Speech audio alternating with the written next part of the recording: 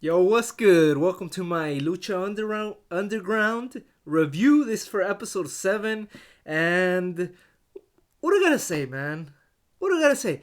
Another great show, man. And I'm happy to say that Lucha Underground is, in fact, growing in popularity because they announced yesterday that there was tickets. They were releasing tickets for the 16th and two weekends, the last 2 weekends of March. And I tried to RSVP an hour after they announced this, and they were like, "Oh, I'm sorry that no reservations available anymore." So that was really bad news because I really wanted to go, but very good news that Lucha Underground is growing in popularity and that they're already filming for season 3. So that's great news. It's gonna be around at least until around 2017, 2018, hopefully.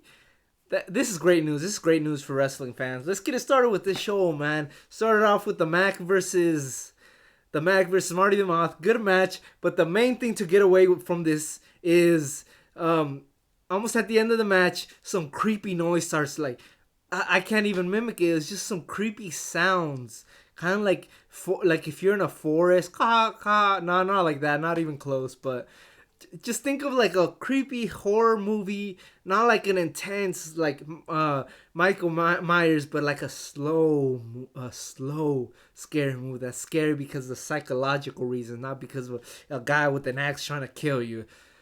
A song like that, and then Sexy Star, because Sexy Star is in the Max corner, and she's just like, you could see it in her eyes. She's freaking out. This extravagant woman with this a big old thing like that coming out, and she's just walking up, and Sexy Star's freaking out, and the Mac is on top rope, and he's like, "What?" And Marty the Moth takes him down, and he hits a move on him. I forgot what it was. He like drives his knee into his face and pins him, and then he's like, this is my sister, the Mariposa." So apparently that's his sister, and Sexy Star is freaked out of her. We gotta remember, Marty the Moth kidnapped her, and when the Mac tried to save her, he's like, "Who did this?" And he said, "Moth, I'll kill him." And he's like, "No, not him, her." So apparently, the person that kidnapped Sexy Star is this person, and Sexy Star was down, and Mariposa was like, "Get up." She had this mask, kind of like a gladiator. Creepy, very creepy vibes coming from her. But what would you expect from the Moss sister, though? And she's like, "Get up." And she was getting up a little bit, and then she just kicked her down. So,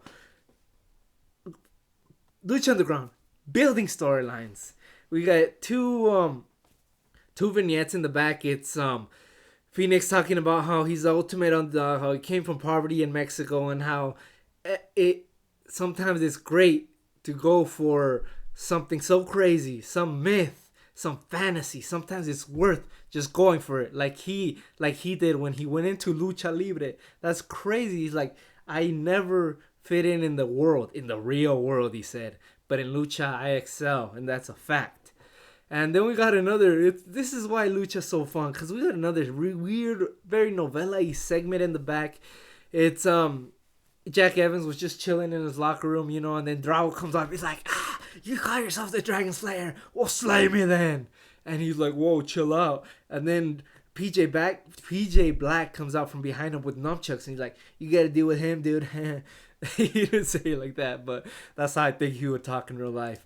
And then they start fighting him and jumping him with nunchucks. They start choking him with two nunchucks. Drago has nunchucks too, so they're fighting, but obviously it's 2-on-1. Then the lights turn off, and then he's like, "Hey, you guys better chill." And he's like, "Who's that?" He didn't say that, something like that. It's Aerostar, and then PJ Black's like, "Hey man, we better chill," and they just left. So that's building up. We gotta remember, Aztec Warfare is in 2 weeks. 2 weeks Aztec Warfare. So we're gonna get a tag team match. The return of Aerostar, I'm sure it is, coming back to unite the Aztec tribes. Hey, maybe we're gonna get Dragon Azteca back. We didn't have a vignette today with Rey Mysterio, but maybe Rey Mysterio is gonna debut at Aztec Warfare. Hey, I'm getting myself excited, but this is what the show does. Okay, the very next match, it was supposed to be um, Cage versus Johnny Mundo, and then Taya comes out. Taya is the girl that jumped him 2 weeks ago, and she's like, since Johnny already kicked your ass 2 weeks ago, how about you fight me? If you're man enough, we know you're not a man, because Cage says not a man, he's a machine. So Cage proceeds after Taya slaps him because Cage didn't want to fight him at first, but she just slaps him and then pushes him, and he's like, he totally beats the shit out of Taya, man. Clothesline, power bomb after power bomb, does a power bomb, picks her up, does another power bomb. Total violence, man. He sets up two tables on the outside and suplexes her from the ring apron through two tables. She took an ass beating, and she deserves respect. She deserves respect in that. And for those of you that cringe when a man hits a woman, I don't think you should watch this. But this doesn't condone men hitting women. This condones equal treatment. This is equality. That's something that happens in Lucha Underground. Everybody has a shot against everybody. And Taya wanted to fight Cage, so Cage was like, all right then, we'll fight. And if he's going to beat the fuck out of you, then that's what he has to do. Johnny Mundo comes up, tries to save Taya, tries to beat up Cage. He actually hits him with the lead pipe he hit him with 2 weeks ago. He puts Taya on top of him, but they still didn't end the match. He gets up. Cage was gonna get his hands on Johnny Mundo. He puts Taya in front of him, and he just walks out. Cage is his finisher on Taya and pins her, man. Taya, man, much respect for her. She earned a new fan. I'm a huge Taya fan now because that's a beating a lot of women wrestlers would not take. Speaking of women, there's a backstage vignette.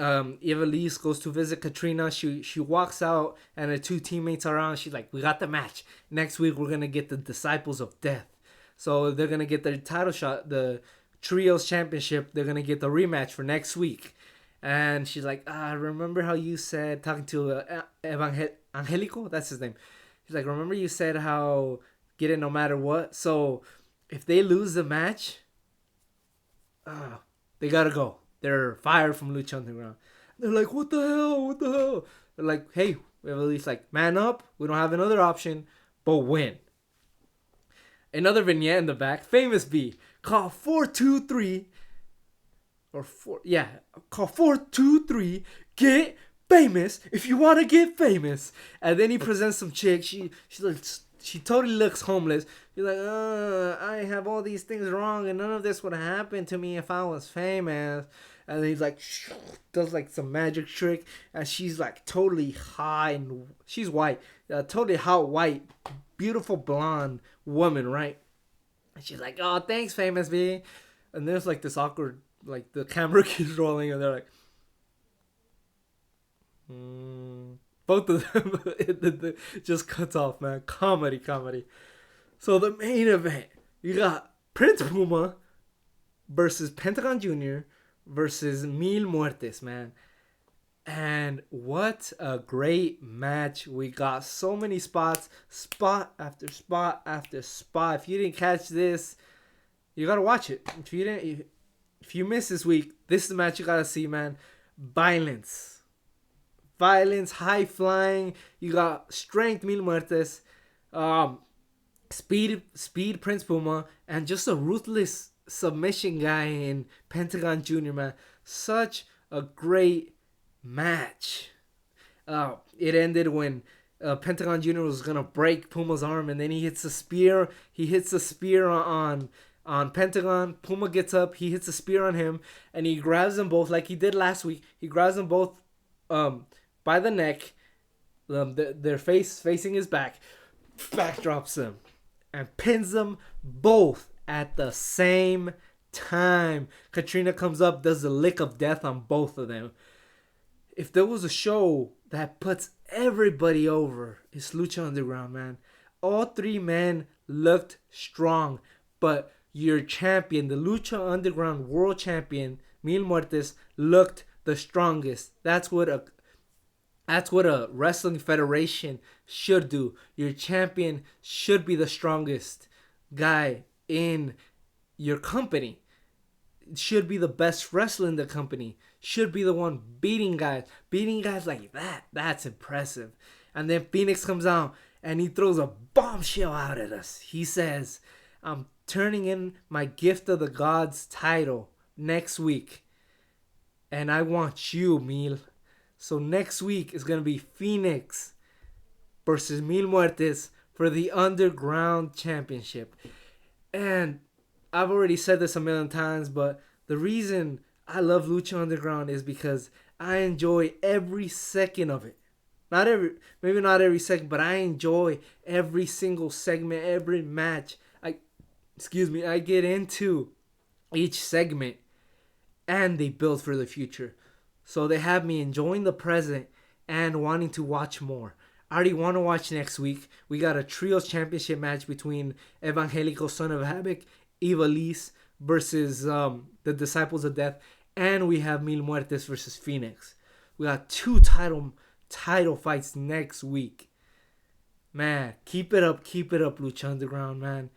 And if you're not sold for my reviews, you guys gotta watch it for yourselves.